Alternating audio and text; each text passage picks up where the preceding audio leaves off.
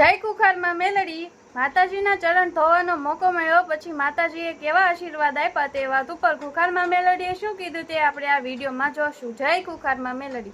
ઈચ્છાથી કેટલાય ટાઈમથી કે હું મારીના ત્યાં આવું તો ગયા રવિવારે મારો નંબર ના આવ્યો તો હું જે દૂધની બોટલ અને ગંગાજળ જે હતું ને તો ત્યાં આગળ મારીના ત્યાં ફોટા છે માતાજીના તો ત્યાં આગળ જઈ અને દૂધની બોટલ અને ગંગાજળ મૂકી અને મેં મારીને એવું કીધું કે મેલડીમાં બહાર જાવ કુખાર મેલડીમાં તો તમારા દીકરાના પગ ધોવાયા નહીં મારાથી તો હું આ બોટલ ને હું અહીંયા મૂકીને જાઉં છું તો મારાથી કોઈ ભૂલ થઈ હોય તો માફ કરજો. તો ઘરે ગયો અને ઘરે ગઈને રાત્રે સૂતો હતો તો સવાર રાત્રે 9 વાગ્યાથી તે સવારના 6 વાગ્યા સુધી માળીએ આમ લીલા કલરની ચૂંદડીમાં આમ ઉભા રહીને આમ આશીર્વાદ જ આપ્યા છે સવાર સુધી મને આખી રાત. તો હું સવારમાં પછી ઉઠ્યો ને તો મારાથી રહેવાતું નતું, મગજમાં એટલો ભાર થઈ ગયો હતો. તો મેં મારીના મનોમન એવું કીધું કે માતાજી તમે મને દર્શન આપ્યા સાચી વાત પણ મારાથી માં તમારો પાવર વેઠી નહીં શકાતો. મને મગજમાં એટલો ભાર મુકાઈ ગયો હોય કે એવું થઈ ગયું હતું.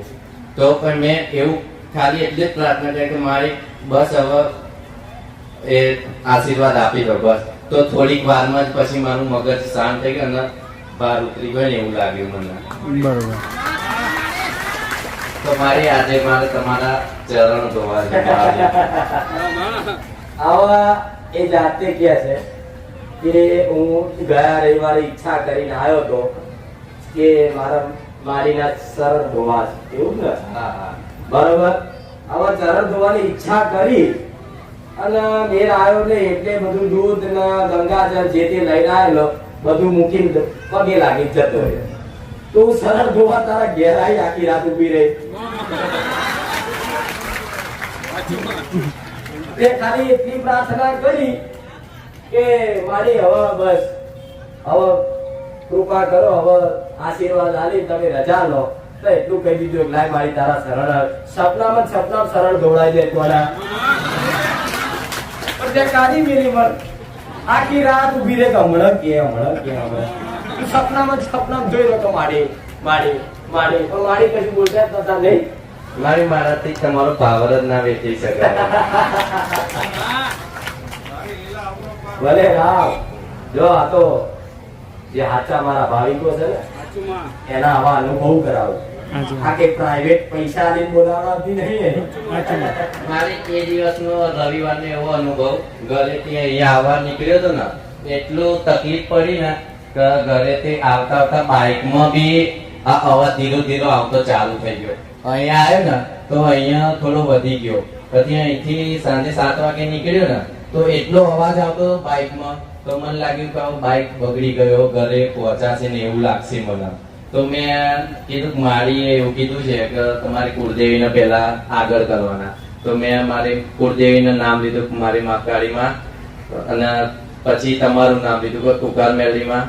હવે એમ નામ લેતો ગયો ઘરે ગયો અને ઘરે ગયા પછી બાઇક બંધ થઈ ગયું અને બાઇક બંધ થયું. બીજે દિવસે બાઇક રિપેર કરાવવા વાળાને બોલાયો ઘરે અને એને જોઈને બધું ખોલ્યું ને તો બાઇકની અંદરથી પિસ્ટન તૂટી ગયો તો ચક્કર બધા ઘસાઈ ગયા હતા, કશું અંદર હતું જ નહીં. તો બી હું છેક ઘરે પહોંચી ગયો. એટલે અહીંથી ઘરે જાય એવી કન્ડિશન જ નથી બાઇક ના, ઘરે જાય એવી કન્ડિશન જ નથી. બરોબર. અને જ્યારે આજે રવિવારે આવવાનું હતું ને કે હું પ્રવચનમાં જઈશ તો કાલ સાંજે 7 વાગે એક ગેરેજ વાળો બાઇક આપી ગયો મને કે મારે કાલ પ્રવચનમાં જવાનું છે એમ. તો પછી સવારમાં વરસાદ પડતો હતો તો તમારે અહીંયા સાનિધ્યમાં આવવા માટે મારા કાકાના મગજમાં તમે એવું કીધું ને તો હું મારા કાકાએ એમના દીકરાને એવું કીધું જા તમે ગાડી લઈને જાઓ આજે. તો તમે અહીંયા ગાડી લઈને આજે અમને મોકલ્યા. તો મારા સાનિધ્યમ લાવવાના અને ભલભલાના મગજમાં વસી જવું. હા ભલે જો તારી હવે શરણ ધોવાની ઈચ્છા છે તો ત્યાં કેટલા ટાઈમથી આ વિચારીને બેઠો તો? બહુ ટાઈમ. જ્યારે આપણે ત્યાં ગાડી ચાલતી હતી પ્રવીણ લુણી આવ્યા હતા ને ત્યારનું મને બહુ ઈચ્છા હતી. કેટલો ટાઈમ થયો મને ખબર નહીં, કારણ કે ટાઈમ જોતો હું નહીં. સમય થયો પણ કોઈ ભલે 4 મહિને પછી આજે તારો નંબર આવ્યો હોય, હવે તને નિરાશ કરીને મોકલીશ કોઈ તકલીફ છે? અને મારે અત્યાર સુધી તમે એટલા જે સપના આપ્યા ને મને, અત્યાર સુધીના 7 સપના આપ્યા. 7 સપનામાં એવું આઈને કીધું કે ચલ આજે આપણે આ ગામમાં જવાનું છે, દેવગતિનું જ્ઞાન આપવા. એમ તમે જ્યાં જ્યાં ત્યાં જોડે મને લઈને ગયા. અને એક દિવસ રાત્રે તમારું ઘર તો મેં જોયું નહીં, પણ તમારા ઘરે મને બોલાયો અને તમારા ઘરે તમે મારા આગળ આમ બેઠા હતા કાળી ચુંદડી ઓઢીને, અને સામે હું બેઠો તો આપણે 2 જ હતા, અને તમે મને પ્રવચન સંભળાવતા હતા. સપનામાં જ પ્રવચન આપતા સપનામાં. હતા. અને તમારા દીકરાનું મોં પણ મને બતાવ્યું મને સપનામાં બતાવ્યું. સપનામાં. અને પછી મેં વિડીયોમાં જોયું હતું ને, તો ત્યારે જેવું મોં બતાવ્યું ને એવા સેમ ટુ સેમ એવા જ હતા. પહેલા સપનું આવ્યું હતું, એ પછી તમે વિડીયો જોયો. આમ એક ડાર્ક કાળી મૂછો હતી અને વ્હાઈટ સફેદ એકદમ મીણબત્તી જેવા. ભલે રામ. જેને જોયા છે નહીં રામ, નહીં જોયા નહીં રામ. ભલે કોઈ વાંધો નહીં, ફોટામાં જોયા છે પણ સપનામાં દર્શન જેના આલ્યા એની વાત જુદી છે. પણ હવે જો અનુભવ તો બધા બહુ છે, કહેવા જઈએ તો સમયગાળો ઓછો પડશે, પણ મારો શબ્દ નીકળ્યો હમણાં કે મારા શરણ ધોવાની ઈચ્છા હોય તો મા બાપ ને લઈને આવજો. તો મારા મમ્મી આયા છે અહીંયા લઈને આગળ. આવ્યા મને મારા વાઈફે આવ્યા છે. મારા મમ્મીની કેટલા ટાઈમથી ઈચ્છા હતી અહીં આવવાની, પણ અવાતું નતું એનાથી. ભલે ત્યાં સમયગાળો બન્યો હશે, હું નહીં, આ તમારી માતા સમય બનાવો. મહાકાળીની લગ્ની લાગી અને રોજ જોડે કુખાર મેળડી, બહુચર મેળડી, રોજ યાદ કરે, પ્રવચન ધોનથી વાપરે, અને મારી જ આખો દાડો વાતો હોય છે.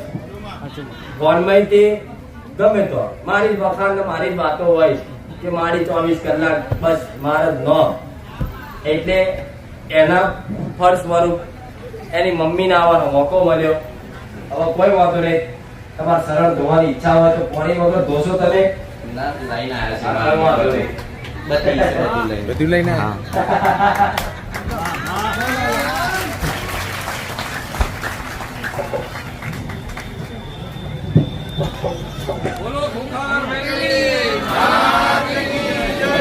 યારો ભાઈ વિધિ કરતા તો મોહમ્મદ ને કેવું બેહો છો? બેહો. આ મોહમ્મદ સર ને નહીં આવડતા મંત્રો બોલો.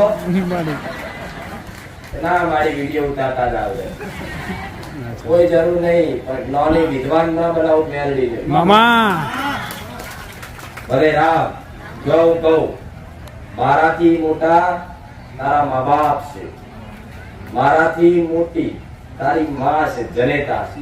એને તને જન્મ ના આલ્યો હોત, એને તને દુનિયાની ઓળખ ના આલી હોત, એને તને માતૃભાષા ગુજરાતી ના શીખવાડી હોત, હું માતા એવું કહું છું, આજે તને ગુજરાતી બોલતાય ના આવડત, કુખાર મેરડી લખતાય ના આવડત, કે હું મેરડી છું, મેરડી કોણ છે એવું ખબર ના પડે. બરાબર? તો મારાથી વિશેષ કોણ? તો મારી મમ્મી ના બધાની મમ્મી તારી માના પગ ધોઈ લે ને, મારા મેરડી ના આશીર્વાદ કરી દે. મારા ધોવાની જરૂર નહીં. જો હું કહું એટલું જ કરવાનું. સાચું માં. પગ મારા દીકરાના ધોડાવા નથી. તો અહીં ધોઈ લે મારી મમ્મી, બધા જોવે છે. હું માતા એવું કહું છું, આશીર્વાદ કોઈ નહીં આલ્યા, એવા અનંત આશીર્વાદ ના આલો મેરો. ભલે રામ.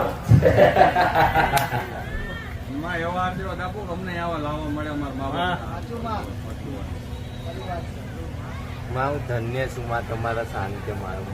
ખરું માં. તમારું જેવું સાનિધ્ય મને મળ્યું માં.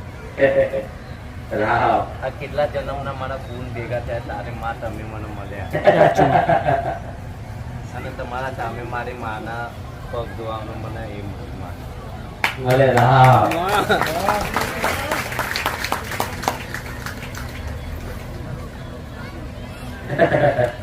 રામ.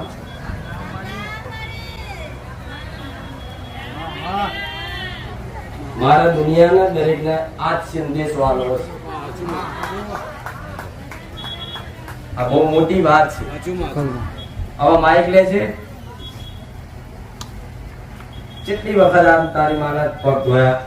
આ માં તમે અત્યારે કે ત્યારે મેં જોયા દર્શન તમારા સાનિધ્યમાં આવ્યો ને ત્યારથી તમે કદાચ માતા પિતાને એકમ તો પગે લાગુ કરો પણ ચરણ એવું નહીં જોયું ક્યારેય નહીં જોયું